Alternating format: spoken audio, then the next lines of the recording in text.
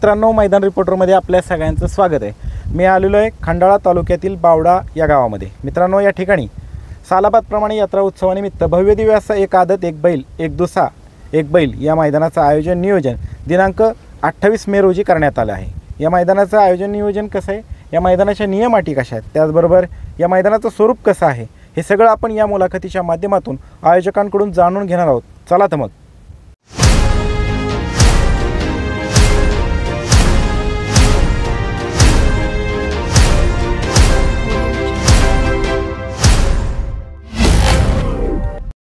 दादा नमस्ते। नमस्ते। आपलं नाव दादा? मी ज्ञानेश्वर दत्तात्रय पवार, बावडा। त्याचबरोबर आता ह्या मैदानाच्या संदर्भामध्ये माहिती द्या। हे मैदान कुठं आहे? हे मैदान बावडा, तालुका खंडाळा, जिल्हा सातारा या ठिकाणी आहे। किती तारखेला हे मैदान होणार? हे मैदान मंगळवार दिनांक 28 तारखेला चालू होईल, सकाळी 9 वाजता। या मैदानाच्या परवानगीची प्रोसेस कुठपर्यंत आली? या मैदानाच्या परवानगीची प्रोसेस 2 दिवसामध्ये कंप्लीट होईल आणि सदरची माहिती आपल्याला सोशल मीडियामार्फत सर्वांना कळवली जाईल। त्याचबरोबर आता ह्या मैदानाचं स्वरूप काय? हे मैदान आपल्याला एक दुसा एक बैल एक आदत एक बैल अशा स्वरूपाचं हे मैदान असेल। दादा, आता बावडा गावाला पण फार जुनी परंपरा होती बैलगाडी शर्यतीची, त्याच्या संदर्भात थोडीशी माहिती द्या आमच्या प्रेक्षकांना। सर्वांना सांगण्यात अतिशय आनंद होतो की बावडा गाव हे अतिशय प्राचीन काळापासून बैलगाडा शर्यत या ठिकाणी भरवत होतं। गेल्या 30-40 वर्षापासून आम्ही लहान असल्यापासून या ठिकाणी पहिल्या लाकडी बैलगाडा शर्यतीचं आयोजन या ठिकाणी होत होतं, परंतु मधल्या काही कालखंडामध्ये बंदी आल्यामुळं ह्या शर्यती आमच्या बंद झाल्या होत्या। परंतु बैलगाडा प्रेमींच्या आग्रहा खास्तर आणि बैलगाडा मालकांच्या आग्रहा खास्तर यंदा आम्ही पहिल्यांदा हे नवीन पर्व सुरू करत आहोत। त्याबद्दल या ठिकाणी सर्वांनी उत्स्फूर्त प्रतिसाद द्यावा। आता या शर्यतीच्या बक्षिसाचं स्वरूप काय, पहिलं ते शेवटपर्यंत सगळं सांगा।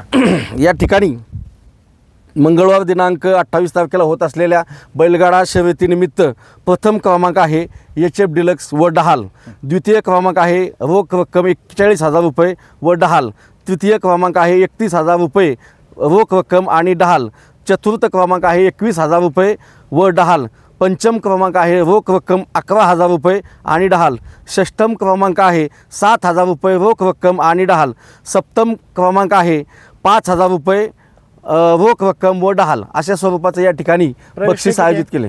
या ठिकाणी प्रवेश फी प्रत्येकी 1,000 रुपये आयोजित केलेले आहे। ऑनलाईन नोंदणीची सुविधा उपलब्ध करण्यात आली, जे आम्ही या ठिकाणी हँडवेल छापलेला आहे त्याच्यावरती 4 तुम्हाला ऑनलाईन नोंदणीसाठी नंबर दिलेले आहेत।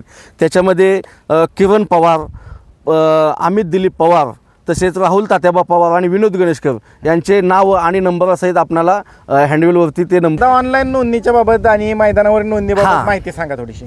बरोबर। ऑनलाईन नोंदणी ही सोमवारी आदल्या दिवशी 8 वाजता बंद होईल आणि मैदानावरची जी ऑफलाईन नोंदणी आहे ती सकाळी 11 वाजेपर्यंत राहील मैदानावरती। एक आयोजक या नात्यानं तुम्ही महाराष्ट्रातील तमाम बैलगाडी चालक मालकांना काय आव्हान कराल?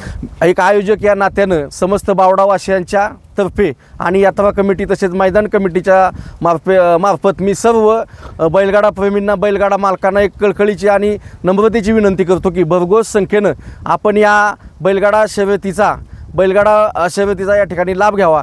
बहुसंख्येनं आपण सर्वांनी उपस्थित राहून या आमच्या भैरवनाथ यात्रेनिमित्त जो बैलगाडा शर्यतीचं आयोजन केलेलं आहे त्यासाठी आपण उत्स्फूर्त प्रतिसाद द्यावा ही नम्र विनंती। आम्हाला स्वच्छ पारदर्शक मैदान पाहायला मिळेल का? नक्कीच। आपणा सर्व तज्ज्ञांच्या माध्यमातून या ठिकाणी मैदानाचं आयोजन केलेलं आहे।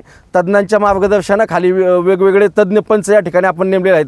कुठल्याही प्रकारचं या ठिकाणी स्पर्धेला गालबोट लागेल किंवा नियमबाह्य कुठलेच या ठिकाणी हे केले जाणार नाहीत याची ग्वाही आयोजकांतर्फे सर्व बैलगाडा प्रेमींना तसेच बैलगाडा मालकांना आम्ही देत आहोत। आपलं नाव दादा? अतुल विश्वास पवार। काय सांगाल मैदानाच्या संदर्भात? किती तारखेला मैदान आहे, कशा निमित्त आहे? भैरवनाथ देवाच्या यात्रेनिमित्त या ठिकाणी बावडा ग्रामस्थांच्या वतीने येत्या 28 मे रोजी वार मंगळवार या दिवशी या ठिकाणी बैलगाडा प्रेमींसाठी मैदानाचं आयोजन केलेलं आहे। मैदानाचं लोकेशन कुठं आहे आणि मैदानाला कसं येता येईल? कुठले कुठले मार्ग आहेत मैदानाला येण्यासाठी?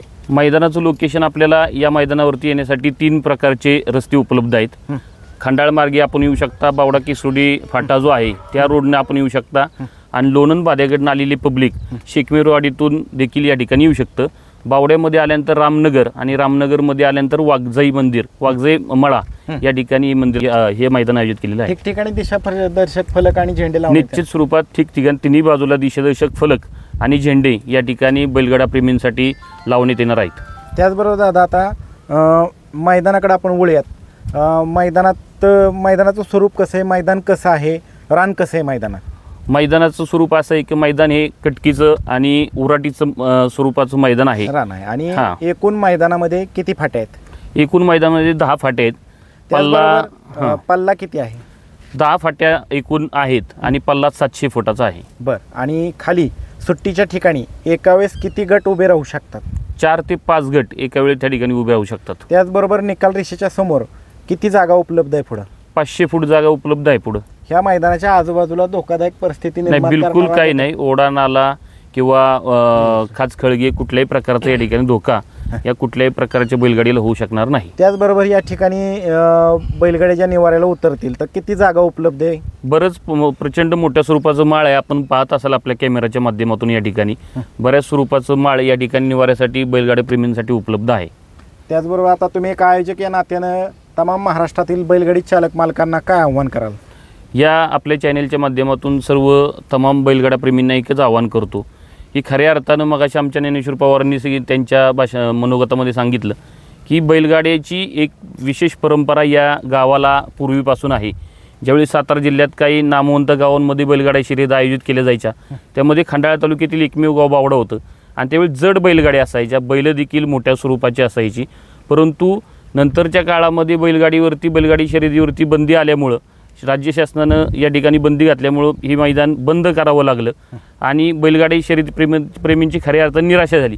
परंतु गेल्या 3-4 वर्षापासून या ठिकाणी बैलगाडा शर्यतीला राज्य शासनानंच मंजुरी दिल्यामुळं या ठिकाणी आम्ही पुन्हा एकदा आमची खंडित झालेली परंपरा या मैदानाच्या माध्यमातून सुरू करत आहोत. आणि या माध्यमातून एकच सांगायचं आहे की हे मैदान यशस्वी करण्यासाठी आमच्या गावातील ज्या दानशूर व्यक्तींनी बक्षिसाच्या स्वरूपात आर्थिक रोख रक्कम दिली किंवा मानाचं मला वाटते ढाल या ठिकाणी काही लोकांनी दिलेले आहेत, या सर्वांचं आपल्या चॅनेलच्या माध्यमातून मनापासून आभार. धन्यवाद दादा.